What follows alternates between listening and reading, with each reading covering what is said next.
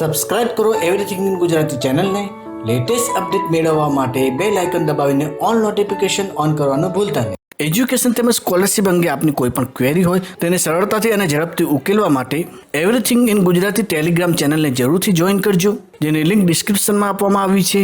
જે પણ વિદ્યાર્થી મિત્રો ડિજિટલ ગુજરાત સ્કોલરશિપ પોર્ટલ પર ફ્રેશ સ્કોલરશિપ ફોર્મ ફિલ કરવાના છે, તે વિદ્યાર્થી મિત્રોએ કઈ રીતે રજિસ્ટ્રેશન કરવું અને રજિસ્ટ્રેશન કરતી વખતે કઈ બાબતો ખાસ ધ્યાનમાં રાખવાની છે.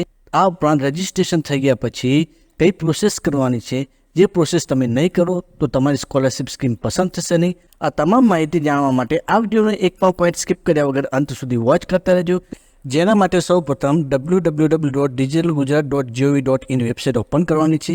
જે વેબસાઇટમાં તમે રાઇટ ટોપ પર રજિસ્ટર બટન જોઈ શકો છો. જે રજિસ્ટર બટન પર ક્લિક કરવાનું છે. તમે જ્યારે રજિસ્ટર બટન પર ક્લિક કરશો તો રજિસ્ટ્રેશન ફોર્મ ઓપન થશે. ત્યાં સૌપ્રથમ તમારે મોબાઈલ નંબર એન્ટર કરવાનો છે. મોબાઈલ નંબર એન્ટર કરતી વખતે એક બાબત ખાસ ધ્યાન રાખજો કે જે મોબાઈલ અગાઉ રજિસ્ટર થયેલો ના હોય તે જ મોબાઈલ નંબર તમારે એન્ટર કરવાનો છે.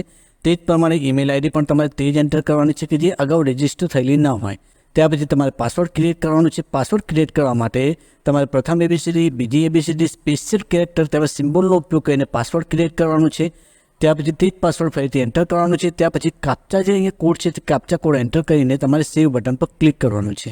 તમે જ્યારે સેવ બટન પર ક્લિક કરશો તો તમે જે મોબાઈલ નંબર એન્ટર કર્યો છે તે મોબાઈલ નંબર પર એક ઓટીપી આવશે.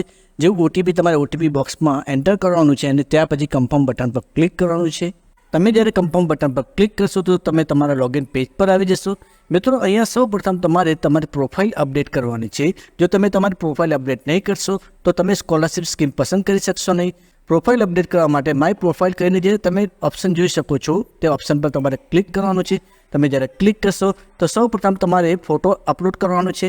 ત્યાર પછી તમારે તમારું નામ અંગ્રેજીમાં તેમજ ગુજરાતીમાં ટાઈપ કરવાનું છે. ત્યાર પછી તમારા ફાધરનું નામ ટાઈપ કરવાનું છે. ત્યાર પછી તમારે જેન્ડર સિલેક્ટ કરવાની છે. તમારી ડેટ ઓફ બર્થ એન્ટર કરવાની છે.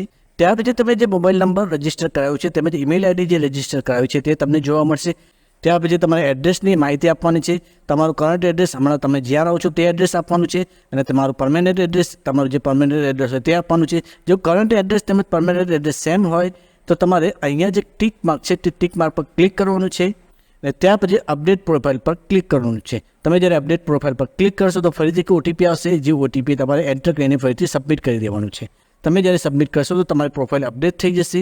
ત્યાર પછી તમે સર્વિસીસમાં જઈને સ્કોલરશિપ સર્વિસીસ પર ક્લિક કરીને તમારી જે પણ જાતિ હોય તે જાતિ અનુસાર તમારી સ્કીમ સિલેક્ટ કરવાની રહેશે અને સ્કીમ સિલેક્ટ કરીને તમે સ્કોલરશિપ ફોર્મ ફિલ કરી શકશો. જો મિત્રો અંગ્રેજી બોલવા માટે મૂળભૂત પાયા સમાન તમામ ટેસ્ટ સરળ ભાષામાં શીખવા હોય તો તે તમામ વિડીયો એઝ અ પ્લેલિસ્ટ સ્વરૂપે તમે સ્ક્રીન પર જોઈ શકો છો. તે જ પ્રમાણે ડિજિટલ ગુજરાત સ્કોલરશિપ પોર્ટલ પર કઈ રીતે ફોર્મ ભરવું, કયા ડોક્યુમેન્ટની જરૂર પડશે તેમજ તે અંગેના અન્ય ઉપયોગી વિડીયો એઝ અ પ્લેલિસ્ટ સ્વરૂપે તમે સ્ક્રીન પર જોઈ શકો છો. તેમજ એસએસસી અને એચએસસીના વિદ્યાર્થીઓ માટે પણ ખૂબ જ ઉપયોગી એવા વિડીયોની પ્લેલિસ્ટ તેમજ કમ્પ્યુટર અને આઈટીઆઈને લગતા વિડીયોની પ્લેલિસ્ટ પણ ડિસ્ક્રિપ્શનમાં આપવામાં આવી છે.